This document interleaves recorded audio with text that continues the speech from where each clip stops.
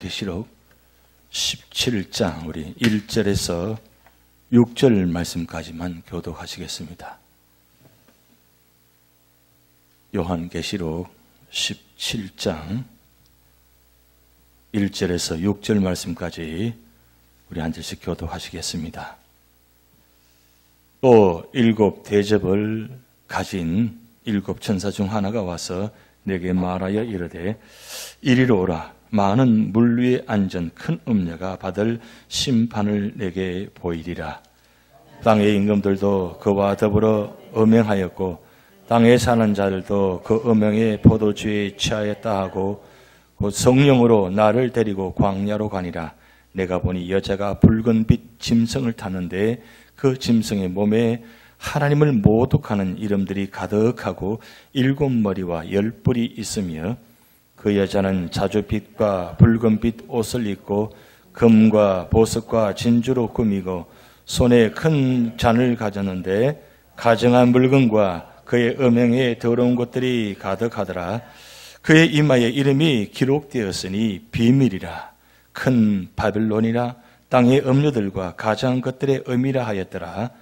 또 내가 보매 이 여자가 성도들의 피와 예수의 증인들의 피에 취한지라. 내가 그 여자를 보고 놀랍게 여기고 크게 놀랍고 여기니 아멘. 내일 추수감사절인데 오늘 저녁 다 안 나오실 줄 알았어요. 그래도 많이 나오셨습니다. 오늘 세 번째 봅니다. 하루 한 번 본도 기적인데 오늘 세 번째 보시는 분들이 많이 계십니다. 예.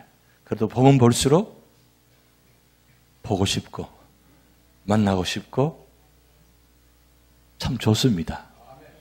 뭐 예수님 아니면 예수교회 그리스도 안이 아니시면 우리가 어떻게 하루에 세 번 만나겠어요? 진짜 축복입니다. 우리 전우사 한번 인사할까요? 감사 기적 한번 인사해 보세요. 감사 기적. 예, 감사 기적. 내일 기적이 일어나는 날입니다. 여러분이 감사가 얼마나 있느냐에 따라서 기적이 여러분 삶의 자리에 나타날 줄 믿습니다. 우리 요한계시록 1장 3절 우리 같이 한번 배워봅니다. 시작. 이 은혜의 말씀을 읽는 자와 듣는 자와 그 가운데에 기록한 것을 지키는 자는 복이 있나니 때가 가까움이라. 아멘. 때가 가까워지고 있습니다. 이런 말이 있습니다. 눈에 보이는 것이 다가 아니다. 이런 말 들어보셨죠? 눈에 보이는 것이 전부가 아니다. 우리가 세상에 보는 그 모든 모습들이 사실은 전부가 아닐 수 있습니다.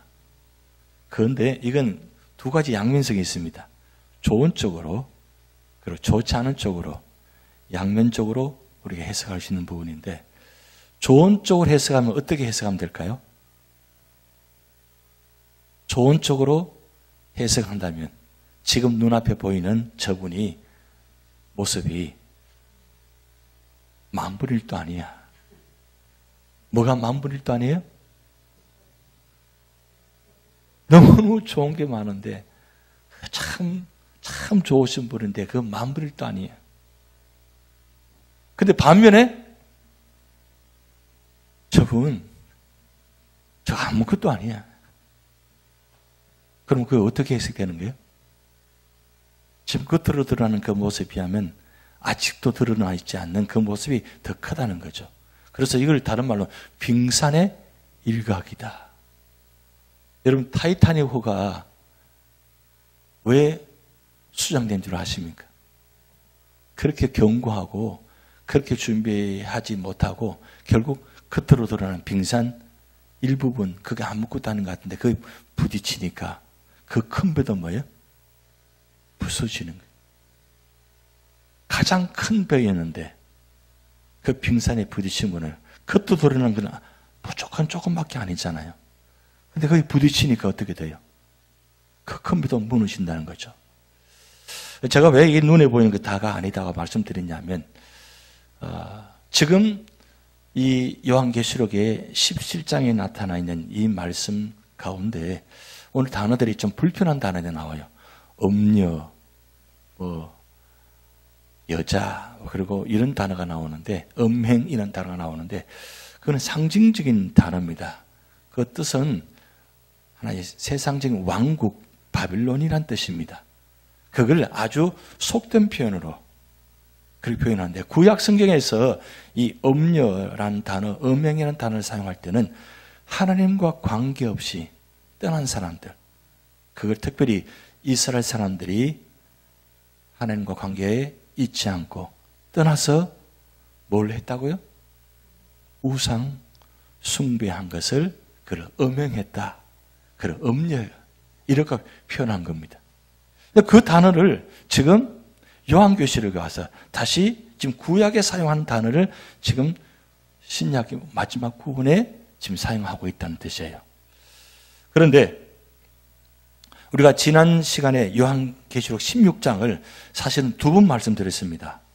왜 두 번 말씀드렸냐면 첫 번째 말씀드릴 때는 우리 과테말라 선교를 가셨기 때문에 거의 모든 분들이 이분 오늘 진행 나오신 분들이 다 참여하지 못하셨기 때문에 일부분 들으셨어요. 그래서 다시 한번 이 마지막 말씀 한번 드려야 되겠다 해서 두 번째 말씀을 지난주에 말씀드린 겁니다. 그런데 이 요한계시록 16장은 무슨 재앙입니까? 무슨 심판입니까? 3대 7중 재앙의 마지막 7대접의 심판의 내용이 16장의 한 장에 다 집중되어 기록되어 있습니다. 그런데 여기서 끝나지 않고 17장에는 마지막 진노를 통해서 멸망을 당한 그런 지상의 왕국, 다른 말로 하면 바벨론, 다른 말로 하면 음행하는 음녀들을, 그걸 보면 하나님을 떠나고 우상을 섬기는 자들, 하나님을 배반하고 그리고 세상을 섬기는 자들, 마귀를 사토한 마귀를 따르는 자들을 하나님께서 상징적으로 어떤가 모습인가를 묘사하는 장면이에요. 그게 17장에 다시 한번 기록하고, 그리고 18장에 들어가면 이 마지막 이 모든 왕국들이 결국 어떻게 되느냐? 멸망하는 겁니다. 완전히 멸망하는 장면이 18장에 등장하고, 그리고 다 끝납니다. 그리고 19장에는 예수님께서 재림하시는 모습이 기록되어 있습니다. 그래서 16장, 17장, 18장 이 석 장에 걸쳐가지고 마지막 7대접의 재앙을 통해서 지상의 마지막 전쟁, 마지막 심판의 이야기를 기록함으로 인해서 그 마지막 심판이 얼마나 무서운가를 지금 석 장에 걸쳐서 계속 말씀하고 있습니다. 오늘 17장에는 18절까지 있는데 이 말씀을 다 하려면 어느 시간에 다 할 수 없으니까 우선 6절까지 말씀을 드리는데, 6절까지는 무슨 뜻이냐면 바벨론이 어떤 모습인가라고 기록되어 있어요. 이 바벨론, 다른 말하면 하나님을 떠난 사람들, 그냥 단순히 떠난 것이 아니라 세상을 사랑하고 그리고 우상을 섬기는 자들, 그런 사람들의 그런 모습들을 1절부터 6절까지 말씀 기록되어 있습니다. 그래서 오늘 1절 시작할 때 이렇게 시작됩니다. 꼭 7대접을 가진 7천사 중 하나가 와서 내게 말하여 이르되 이리로 오라. 많은 물 위에 앉은 큰 음녀가 받을 심판을 내게 보이리라. 그러니까 마지막 때에 물 위에 많은 물이라는 뜻은 세상의 많은 사람들 위에, 많은 그 모습 위에 앉았다는 것은 세상을 지배한다는 뜻이에요.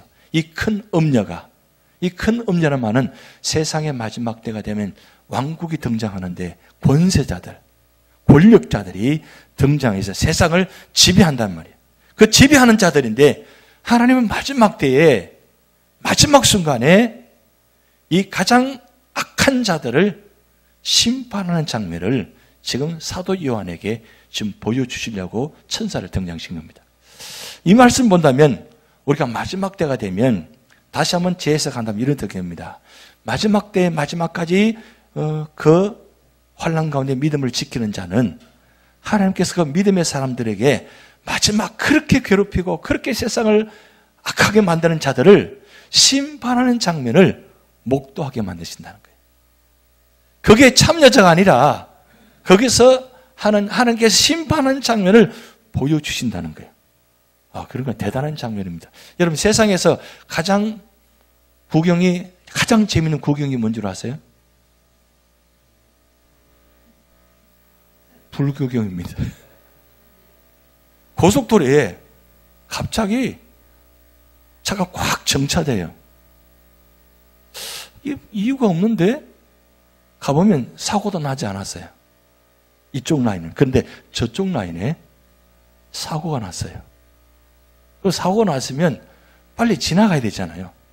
그런데 천천히 가면서 사고가 어떻게 났는가 다 보고 지나가요. 그러다 보니 정차가 되는 거예요, 그게. 그렇게 보여지는 것이 아니고 하나님께서 의도적으로 마지막까지 기다리셨다가 그렇게 세상을 그렇게 힘들게 만들고 악한 자들을 하나님께서 마지막 때에 믿음의 사람들에게 이 장면을 보여주신다는 것을 하나 예언적으로 징조적으로 말씀하신 1절 말씀입니다. 그러면서 2절 말씀 보면 이렇게 합니다. 땅의 임금들도 그와 더불어 음행하였고 땅에 사는 자들도 그 음행의 포도주에 취하였다 하고 기록되었어요.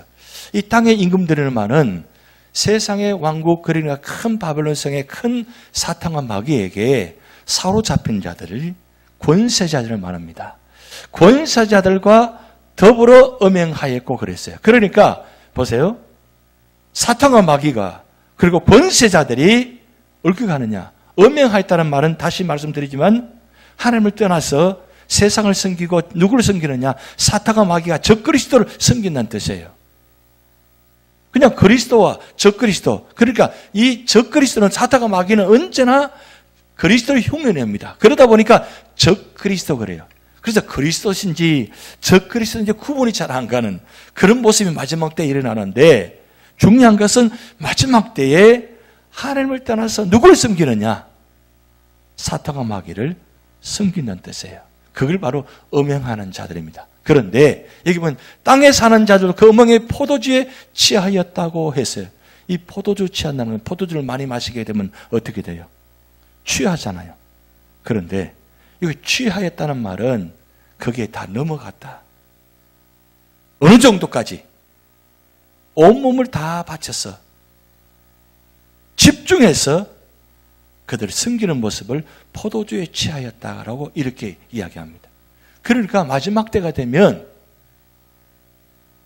요즘도 가끔 그런 일이 있지만 이단에 빠지면 어떻게 됩니까? 이단에 빠지면 집이고 뭐고 다 없어요. 다 팔아가지고 다 넘어가요. 다 바쳐버립니다. 그리고 거기에 완전히 빠져버립니다. 사회나 모든 환경, 가정이 다 중요하지 않아요. 거기 완전히 미쳐버립니다. 그걸 음행의 포도주에 취하였다라고 표현하는 겁니다. 그러니까 지금 마지막 때만 이르는 일은 아니라 지금 현재도 우리 주변에 이 유저제도 그런 사람들이 있다는 거예요. 실제적으로 그런 사람들이 현재 존재합니다. 이 유저제도 이단들이 얼마나 많이 들어온 줄 아세요?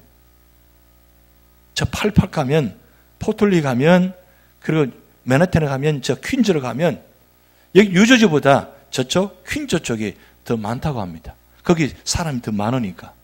사람이 많이 모인 곳에 이단도 많이 들어와 가지고 완전히 미치게 만듭니다. 근데 참 신기한 건 그렇게 똑똑한 사람들이 그렇게 능력 있는 사람들이 거기에 미쳐 들어가 있다는 거예요. 그리고 헤어나오지 못하고 있다는 거예요. 그리고 거기에 다 빠져가지고 재산 모든 거 다 바치면서 그렇게 빠져있는 사람도 있다는 거예요. 그걸 음행의 포도주에 취하였다고 표현하는 겁니다. 그런데 이때만 그런 것이 아니라 마지막 때가 되면 완전히 공중권세에 사로잡혀가지고 사탄과 마귀에 사로잡혀가지고 완전히 미쳐있는 그런 상태, 포도주에 취해서 정신이 없지 그런 모습처럼.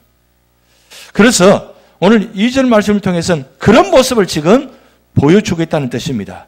그러면서 3절 말씀 보면 그 성령으로 나를 데리고 광야로 가니라. 내가 보니 여자가 붉은빛 짐승을 탔는데 그 짐승의 몸에 하나님을 모독하는 이름들이 가득하고 7머리와 10뿔이 있으며 라고 기록됩니다. 오늘 제가 나눠드린 유인물을 보시면 앞부분에 요한계시록에 나타난 색깔들의 상징적인 의미가 나올 겁니다. 앞에 나오는데 보면 흰색, 붉은색, 검은색, 청황색, 푸른색이 나옵니다. 특히 이 붉은색은 무슨 상징이냐? 사단의 상징이라는 거예요. 욕망, 전쟁, 피, 흘림, 그 다음에 죄. 여러분, 한국에 축구 운동하면서 옷 입고 뭐요? 붉은 악마라 그래요. 참 놀라운 것은 한국이 그래도 다른 나라에 비하면 기독교인구가 얼마나 많아요. 기독교인구가 얼마나 많아요.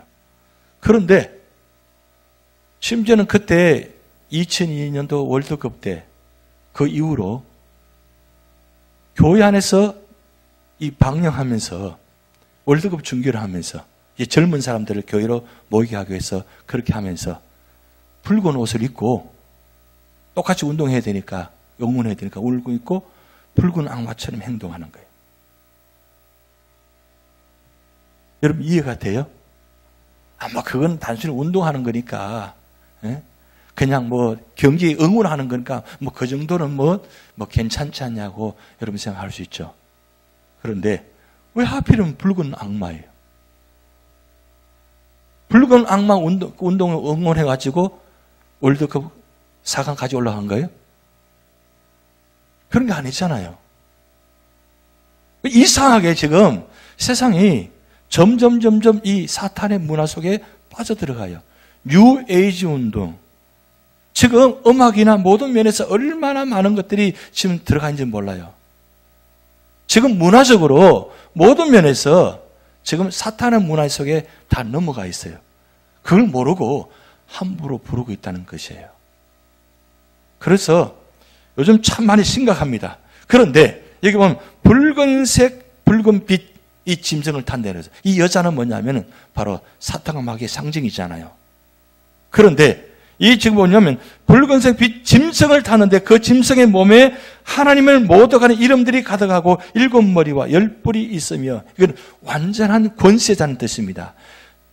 여러분 성경 그 요인물 뒤편에 보면 10이라는 숫자가 나옵니다. 요한계시록에 나오는 숫자들의 상징적인 의미가 나옵니다. 그 나오는데 거기에 보면 1부터 10위까지 숫자를 주시고 나왔어요. 그 숫자를 상징적으로 해석하는데 10이라는 숫자는 세상적인 측면에서 완전수, 만수라고 일반적으로 해석합니다. 10. 그럼 10뿔이라는 말은 세상적인 권세자가 완전한 권세라는 뜻이에요. 그러면 마지막 때가 되면 이 세상적인 권력자들이 얼마나 강한지 이 강한 자들을 위에다가 누가 큰 음녀가 큰 여자가 사탄과 마귀가 같이 합세하는 거예요. 그리고 이 10뿔을 7머리를 달린 사람들을 지배하고 있는 겁니다. 그러니까 마지막 때가 되면 사탄과 마귀가 이 세상 권세자들을 사로잡아서 그들을 이용한다는 거예요. 그들을 이용합니다. 이게 마지막 무서운 거예요. 그래서 오늘 3절 말씀에 지금 사도 바울, 사도 요한을 그 거리로 가서 보여주는데 그 여자가 그 7머리와 10뿔을 달린 짐승 위에 타고 있는 모습을 지금 보여주고 있는 장면이에요. 그러니까 지금 마지막 때가 되면 이런 권세자들 위에 누가 있느냐? 사탄과 마귀가 그 권세 위에 그 위에다가 그들을 권세를 능력을 주어서 그들을 지휘한다는 뜻이에요. 꼭 말을 탄 것처럼 그렇게 해서 그들 말을 이끌어가는 것처럼 그렇게 상징적으로 표현하고 있는 뜻입니다. 그러면서 4절 말씀 보면 그 여자는 자줏빛과 붉은빛 옷을 입고 금과 보석과 진주로 꾸미고 손에 금잔을 가졌는데 가증한 물건과 그의 음영에 더러운 것들이 가득하더라. 여기 자줏빛, 붉은빛은 영광스러운 아주 권세자를 상징하는 표시의 옷을 입는 모습입니다. 그런데 얼마나 화려한지 검은 보석으로 가득 차 있다는 거예요. 그래서 마지막 때가 되면 세상의 권세자들이 세상의 문화가 화려합니다. 아주 화려합니다. 화려하다 보니까 그 뒷면에 악함이 보이지가 않는 거예요. 사실은 그 악함이 감추어져 있는데 그때는 화려합니다. 그래서 사탄의 문화는 화려할 뿐만 아니라 화려함의 극치가 지나서 추하고 더러워집니다. 그래서 처음에는 화려하면서 그 다음에 점점 추해지고 그 다음 점점 더러워지는 거예요. 여러분 세상적인 문화 속에서 보통 술 문화라고 이야기하잖아요. 술이 어떻게 사람이 처음에 술을 먹잖아요. 그럼 두 번째 단계가 뭐라 그래요? 술을 먹는다 그래요. 과거에 경험 없는 분들은 잘 모르실 테지만 이야기를 들어보면 그래요. 처음에 사람이 술을 먹어요. 그 다음 두 번째 단계 하면 술을 먹는다 그래요. 그리고 나중에 세 번째 가면 술이 사람을 먹어버린다 그래요. 그때가 되면 완전히 고주망태가 돼가지고 인사불성이 돼가지고 많이 듣든다는죠. 그래서 사람이 어떻게 해요? 추하게 되어버리는 거예요. 여러분, 그래서 술 드신 분들의 마지막 보면 정말 추해요. 그리고 그 모습들이 얼마나 더러워지는 모습인지 몰라요. 자기가 뭘 했는지도 몰라요. 그게 세상적인 문화 속의 일부분이란 겁니다. 그런데 거기서 끝나지 않고 마약, 그 다음 이렇게까지 다양한 세상의 문화가 있잖아요. 요즘 마약 때문에 얼마나 지금 추해지고 더러워지고 있습니까? 그게 다 어디서 오느냐? 사탄의 문화 속에서 등장하는 겁니다. 사탄이 이런 문화들을 등장해서 화려하게 해서 유혹해서 혹해가 만들어서 거기에 몰입하게 만들고 거기를 좋게 만들어서 거기에 환각 현상이 나타나서 거기에 빠져버리면 처음에는 굉장히 화려하고 좋은 것 같은데 자기 자신도 모르게 추해지고 나중에는 결국 어떻게 되느냐? 마지막 결론이 더러워지는 거예요. 지금 4절 말씀은 바로 그런 장면을 한 절 말씀 통해서 아주 정확하게 표현하고 있습니다. 이 마지막 때가 되면 그렇게 모습이 된다는 거죠. 그래서 여러분 화려함을 좋아하지 마시기 바랍니다. 진짜 멋있는 것은 화려함이 아니라 은은함입니다. 여러분 화장도 여러분들 화려할 때는 언제 합니까? 진하게 화장할 때는 언제 하는 거예요? 무대에 설 때예요. 왜 화장을 진하게 하는 줄 아세요? 화장을 진하게 해야만 멀리서 봐도 그 무대에 그 사람 얼굴 또렷이 보이거든요. 그런데 은은하면 안 보여요. 잘 안 보입니다. 진짜 멋있는 것은 화려함이 아니라 은은함과 단순함이에요. 옷도 화려한 옷이 좋은 것이 아니라 단순한 것이 진짜 멋쟁이 옷을 입어요. 그렇기 때문에 가면 갈수록 세상은 화려합니다. 그런데 그게 좋아 보여요. 그래서 나도 한번 저렇게 한번 멋있게 한번 입어봤으면 좋겠다. 언제요? 추수감사절, 성탄절. 이렇게 한번 멋있게 한번 입고 보고 싶잖아요. 그리고 멋있는 파티에 파리에 가서 저 파리가 아니고 파리에 가서 한번 멋있게 한번 옷 차려입고 그렇게 해보고 싶은 마음이 한 번씩 있잖아요. 그런데 세상은 한 번이 아니라 매일 밤마다 화려함이 있다는 거예요. 그 화려함 속에 그 악마가 도스리고 사탄이 도스리기 때문에 모르고 그 속에 빠져서 헤어나오지 못해서 결국 그것을 이기지 못해서 결국 어떻게 마약하잖아요. 왜? 정신을 못 차리니까. 여러분 가수들이 그 무대에 서는 사람들이 왜 마약하는 줄 아세요? 그 무대에 설 때마다 그 두려움, 공포심, 그다음 인기가 떨어짐 이런 모습들을 못 견디는 거예요. 그래서 마약 힘에 의지해가지고 무대에 서는 겁니다. 그래서 미친 듯이 부르잖아요. 근데 오늘 우리가 찬송 부를 때 미친 듯이 불렀어요? 우리는 미치지 않습니다. 미쳐도 어디에 미쳐요? 예수님께 미치면 온전한 미침이에요. 근데 세상에 미치면 뭐예요? 추하고 더러운 거예요. 거기는 정신이 다 나가버리고 이 사람이 이상해 버립니다. 그런데 예수님께 미치면 미칠수록 온전해지는 거예요. 사도 바울 보세요. 미치면 미칠수록 어떻게 해요? 더 정신이 또록또록해지고 더 분명하고 그 다음에 더 능력이 나타나고 그리고 더 은혜가 있잖아요. 복음의 역사 나타났잖아요. 그런데 마지막 때에 사탄의 문화 속에 이 사탄과 마귀가 화려하게 등장해서 그 모습 속에서 빠져버리면 결국 어떻게 되느냐? 추하고 더러워진다고 말씀하고 있잖아요. 그러면서 중요한 5절 말씀에 그의 이마에 이름이 기록되어 있는데 이 이름을 비밀이라 그래요. 이름이 비밀이에요. 비밀이 새로운 것이 아니라 이름이 비밀입니다. 그럼 왜 이름이 비밀일까요? 뭔가 감추진 게 많다는 거예요. 마지막 때에 그의 이마에 이 사탄에 빠진 사람들의 이마 속에 이마에 이름이 기록되어 있다는 뜻은 무슨 뜻이냐? 바로 그런 엄청난 비밀들을 갇혀 있다는 뜻이에요. 그 비밀, 그거를 다시 말하면 큰 바벨론이라 이렇게 했어요. 큰 바벨론이라. 그래서 땅의 음녀들과 가상한 것들이 임엄이라 하였더라. 결국 사탄과 마귀가 이 세상 모든 자들의, 권세자들의, 악한 자들의 어미가 된다는 거예요. 왜 어미라 표현했을까요? 이들을 다 다스리고 있다는 뜻이에요. 다 거두고 있다는 뜻입니다. 그래서 어미라 하였더라 그랬어요.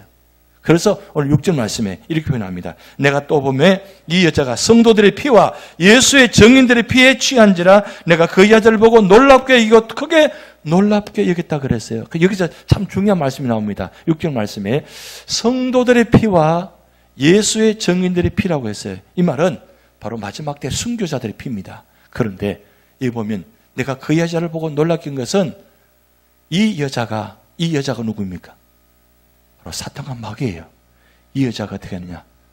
그 증인들의 피에 취한지라 그랬어요. 무슨 뜻이냐? 왜 사도 요한이 놀라느냐? 이 큰 음녀가 사탄과 마귀가 마지막 때에 믿는 사람들을 핍박하고 죽이는데 얼마나 처참하게 죽이는지 그들의 피를 거두는지 그걸 보고 사도 요한이 너무 놀랍게 여겼다는 거예요. 너무 놀랐다는 거예요. 그들의 악한 모습이 상상을 초월하는 그 악한 모습이 그 가운데 있었다는 거예요. 그래서 놀랐다는 겁니다. 그럼 여러분 마지막 때가 되면 이런 사탄과 마귀에 조종당하는 사람들, 사탄과 마귀에 이용당하는 사람들을 보면 사람들이 돌변합니다. 그리고 악해집니다. 전혀 몰랐던 모습들이 드러난다는 뜻이에요. 마지막 때가 되면. 그리고 이 마지막 때가 되면 이 사람들이 어떻게 하느냐? 믿는 자들을 공격하고 핍박하는데 그 핍박하는 모습이 상상을 초월하고 너무 놀라서 기절할 정도의 모습이 있다고 그렇게 표현하고 있습니다. 마지막 때가 되면 그렇게 된다는 거예요. 그러니까 끝까지 믿음을 지킨다는 것은 그만큼 힘든 것입니다. 왜냐하면 이 세상의 문화가 세상 권세자들이 다 사탄과 마귀에 다 조종당하고 그게 손앞에 있기 때문에 피할 길이가 없다는 거예요. 어디 숨을 곳이 없을 정도로 그렇게 핍박이 심해진다는 거예요. 가면 갈수록 마지막 때. 여러분 보세요. 7 대접의 재앙이 엄청나잖아요. 7 대장의 재앙이 엄청난데 그 엄청난 재앙 가운데 이 사탄과 마귀의 공중권세 잡은 자가 이렇게 믿는 자들을 추적하면서 그 믿는 자들을 순교하게 만든다는 뜻이에요. 그러니까 얼마나 마지막 때가 대단하겠어요. 그래서 저는 이 말씀 보면서 그런 마음이 들어요. 이때가 되기 전에 우리 다 부르심 받아야 돼요. 그래서 빨리 부르심 받는 게 하나님의 축복입니까? 그건 하나님 마음이에요. 하나님께서 우리 부르셔야만 우리는 갈 수 있습니다. 그런데 하나님 부르시기 전에 내가 가고 싶다 하면 어떻게 돼요? 안 됩니다. 절대로 안 돼요. 그러니까 마지막 때 어떤 상황이 핍박이다 할지라도 내가 가고 싶다고 해서 이 핍박을 피하기 위해서 내가 스스로 목숨을 거두면 절대 안 된다는 거예요. 결국 우리가 할 수 있는 건 뭡니까? 해야 되는 건 에베소 6장 말씀처럼 하나님 전신 갑주 있고 이런 사탄과 마귀의 공격으로부터 뭐요? 막아내야 돼요. 끝까지 싸워서 이겨야 돼요. 끝까지 싸워서 이겨내야 돼요. 지면 안 돼요. 왜요? 지면 사탄과 마귀에 죽잖아요. 물론 사탄과 마귀를 통해서 공격을 받아서 죽어도 마지막 끝까지 믿음을 지키면 그건 순교하는 겁니다. 그냥 죽는 거하고 순교는 분명히 다릅니다. 다른데 중요한 건 내가 끝까지 믿음을 지키려면 그런 하나님의 전신갑주에 무장이 되어 있어야 된다는 뜻이에요. 그러려면 어떻게 돼요? 항상 말씀 안에 있고 말씀 앞에 있어야 돼요. 말씀을 무장하셔야 돼요. 우리가 예배를 드리고 기도하고 말씀 보는 이유가 바로 여기 있습니다. 우리 교회가 왜 성경 일천독을 하고 있습니까? 그건 마지막 때 우리가 이 환난과 핍박 가운데 승리하기 위해서는 말씀밖에 없어요. 말씀밖에 없습니다. 예배 자리밖에 없어요. 기도 자리밖에 없습니다. 그런데 그때 가면 교회 나오고 싶어도 나올 수가 없어요. 집에서 교회까지 오기가 너무 힘들기 때문입니다. 어쩌면 교회도 무너지실지는 모르겠습니다. 공격을 당해가지고. 그래서 내 삶의 자리 처소가 어쩌면 그 자리가 교회가 될 수도 있다는 거예요. 아무 곳에나 예배 드리신 장소가 되지 않을 수도 있다는 겁니다. 그냥 내가 있는 자리, 그 자리가 어쩌면 마지막 보리 자리가 될 수도 있다는 것이죠. 그럼 어떻게 해요? 내가 언제나 말씀의 자리에 믿음으로 무장하지 않으면 결국 이겨낼 수 없다는 뜻입니다. 오늘 요한계시록 17장 1절에서 6절 말씀 통해서 이 사탄과 마귀의 마지막 큰 바벨론 음녀의 모습을 지금 기록하고 있습니다. 근데 이 모습이 지금 우리에게 뭐요? 보여주고 있다는 거예요. 보여주고 있습니다. 보여주고 있기 때문에 우리는 이 모습들을 바라보면서 더욱더 뭐요? 우리가 찬송 불렀잖아요. 항상 깨어 기도하고 있어야 돼요.